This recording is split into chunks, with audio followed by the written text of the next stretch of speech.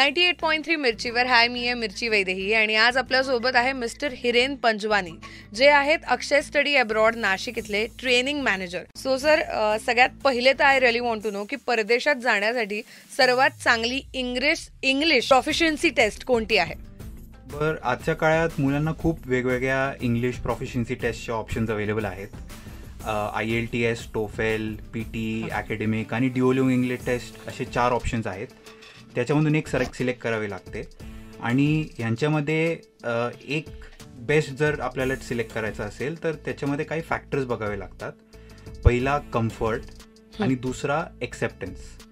Paper आणि कम्प्युटरमध्ये कुठली जास्त कम्फर्टेबल आहे आपल्याला, जी टेस्ट आपल्याला कम्फर्टेबल आहे ते आपल्या अपेक्षित युनिव्हर्सिटीजमध्ये एक्सेप्टेड आहे का, या 2 प्रश्नांच्या उत्तर भेटल्यावर आपल्याला आपली बेस्ट टेस्ट भेटते. ओके. या सगळ्या परदेशात लागणाऱ्या परीक्षांसाठी तयार होण्यासाठी किती वेळ लागतो? आमच्या एक्सपिरियन्स अनुसार 2 ते 3 महिने सफिशियंट असतात. आठवड्यात 6 ते 8 तास प्रिपरेशनसाठी कन्सिस्टंटली डेडिकेट केले तर खूप चांगलं प्रिपरेशन होतं आणि खूप चांगल्या स्कोर्स पण येतात, ज्याचा डिरेक्ट फायदा युनिव्हर्सिटी ॲडमिशनमध्ये होतो. आणि आमच्या इन्स्टिट्यूटमध्ये आम्ही ट्रेनिंग सेशन्स पण अशा टाईमला घेतो की मुलांना अटेंड करायला जमतो. आणि काही मुलं जर लांब राहतात किंवा वेगळ्या शहरात राहतात त्यांना तो सेम सेशन ऑनलाईन पण प्रोव्हाइड होतो. क्या बात आहे. काही मुलं आपण शाळेत असतानाच ते इंग्लिश मीडियम मध्ये असतात, राईट, पण तरीही त्यांना परदेशात जाण्याआधी ही जी काही इंग्लिशची टेस्ट आहे ती द्यावी लागते का?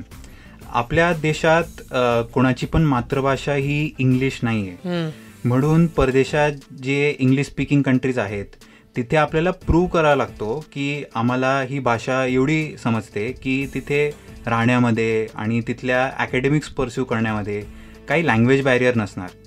आणि जर आपलं शिक्षण इंग्लिश मीडियममध्ये झालं असेल तर चांगलं आहे, आणि जर मराठी मीडियम किंवा सेमी इंग्लिश असेल तर काही प्रॉब्लेम नाही आहे. जर आपण एक इंग्लिश प्रोफिशियन्सी टेस्टसाठी आपण तयार होऊन उत्तीर्ण होऊ शकतो. बरोबर.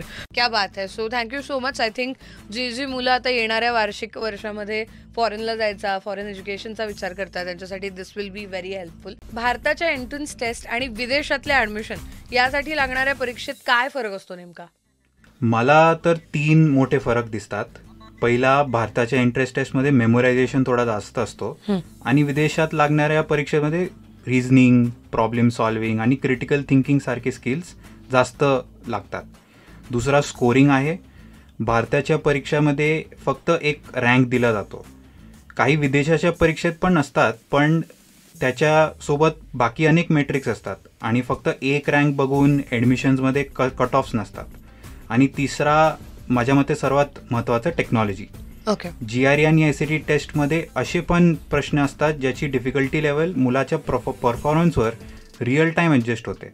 ओके. तुमच्या इन्स्टिट्यूटमध्ये वी गॉट टू नो की हायब्रिड ट्रेनिंग नावाची पण एक संकल्पना आली आहे. सो हे नेमकं काय आहे आणि ते कशी राबवतात? काही वर्षांपूर्वी जेव्हा लॉकडाऊन होतं तेव्हा आम्ही आमच्या सगळ्या सर्व्हिसेस ऑनलाईन केल्या होत्या. त्यानंतर हळूहळू सगळं उघडायला लागलं. तेव्हा आम्हाला सुचलं की आम्ही इन क्लास आणि ऑनलाईन ट्रेनिंगला कसं इंटिग्रेट करू शकतो की आमच्या स्टुडंट्सला दररोज क्लासरूममध्ये येऊन बसायची गरज पण पडणार नाही आणि यामुळे आम्ही त्यांचा बराच वेळ आणि ऊर्जा वाचवू शकतो.